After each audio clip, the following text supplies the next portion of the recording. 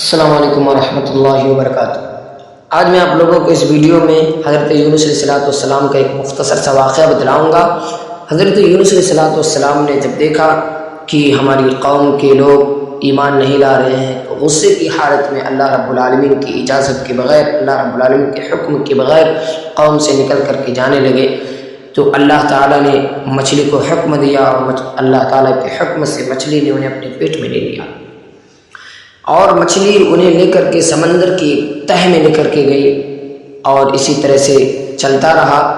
جب 40 دن گزر گئے تو حضرت یونس علیہ السلام نے اللہ رب العالمین کو پکارا، فنادا فی الظلمات اللہ الہ الا انت سبحانک انی کنت من الظالمین، کہ یونس علیہ السلام نے تاریکیوں کے اندر اللہ رب العالمین کو پکارا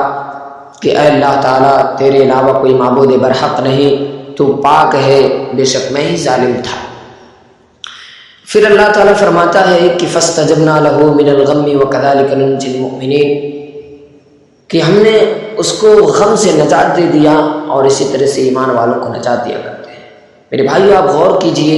حضرت یونس علیہ السلام تین تاریکیوں میں، ایک تو رات کی تاریکی ہے، ایک تو سمندر کی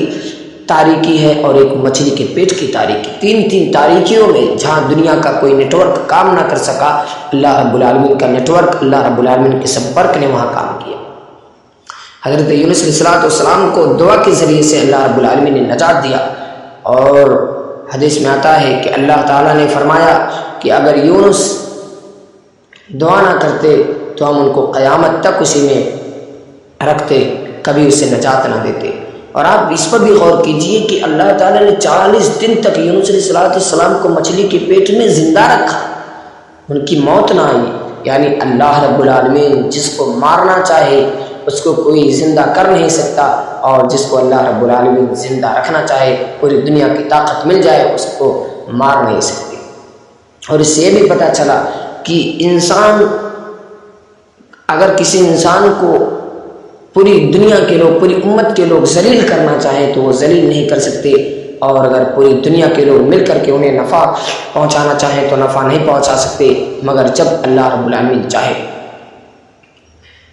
اور آگے اللہ رب العالمین نے فرمایا کہ وَكَذَلِكَ نُنْجِي الْمُؤْمِنِينَ، اسی طرح سے ہم مومنوں کو نجات دیا کرتے ہیں۔ یعنی جب مومن اس دعا کے ذریعے سے اللہ رب العالمین کو پکارتا ہے، اللہ رب العالمین کے سامنے آتا ہے، اپنے ہاتھوں کو پھیلاتا ہے، روتا ہے، گڑ گڑاتا ہے، معافی مانگتا ہے، تو اللہ رب العالمین بھی مومنوں کو پریشانیوں سے نجات دے دیا کرتا ہے۔ اور اللہ کے نبی صلی اللہ علیہ وسلم نے فرمایا کہ کوئی بھی بندہ کسی بھی وقت جب بھی اللہ رب العالمین کو اس دعا کے ذریعے سے پکارتا ہے، لا الہ الا انت سبحانک انی کنت من الظالمین، تو اللہ رب العالمین اس کی دعا قبول کر لیتا ہے۔ شرط یہ ہے کہ اس کے دعا حرام چیزوں کے لیے نہ ہو، حرام دعا نہ ہو۔ اس لیے ہمیں اور آپ کو چاہیے کہ ہم اور آپ اللہ رب العالمین سے ہمیشہ دعا کرتے رہیں، اور ہم یہ نہ سوچیں کہ اللہ تعالیٰ، ہم نے تو بہت سارے گناہ کر لیے، بہت بڑے بڑے گناہوں کا ارتکاب کر لیا، پتہ نہیں ہمیں اللہ رب العالمین معاف کرے گا یا نہیں۔ میرے بھائی، ایسا مت سوچیے، اللہ تعالیٰ تو خود فرماتا ہے یا عبادی الذین اسرفوا علی انفسہم لا تقنطوا من رحمت اللہ، کہ میرے بندو، تم نے گناہوں کا ارتکاب کر کے اپنے اوپر ظلم کی زیادتی کی ہے نا، اپنے اوپر زیادتی جو کی ہے، تم اس کے لیے اللہ سے نا امید نہ ہو۔ لا تقنطوا من رحمت اللہ، اللہ کی رحمت سے نا امید نہ ہو کہ اللہ رب العالمین معاف کرے گا نہیں، بخشے گا یا نہیں، اتنے بڑے بڑے گناہ کر دیے۔ انہ یغفر الذنوب جميعا، وہ تو سارے کی سارے خطاؤں کو بخش دیتا ہے، ساری کی ساری غلطیوں کو معاف کر دیتا ہے۔ اس لیے ہمیں نا امیدی کا شکار نہیں ہونا چاہیے، اللہ رب العالمین سے ہمیشہ دعا کرتے رہنا چاہیے، اللہ رب العالمین کو پکارنا چاہیے، اور پکارنے کے لیے سب سے اچھی اگر کوئی چیز ہے تو نماز ہے۔ اللہ کے نبی صلی اللہ علیہ وسلم نے فرمایا اقرب ما یکون العبد من ربہ وهو ساجد فاکثر الدعاء، کہ بندہ جب سجدے کی حالت میں ہوتا ہے تو اللہ سے بہت قریب ہوتا ہے، اور جب سجدے میں جایا کرو تو فاکثر الدعاء، تو زیادہ سے زیادہ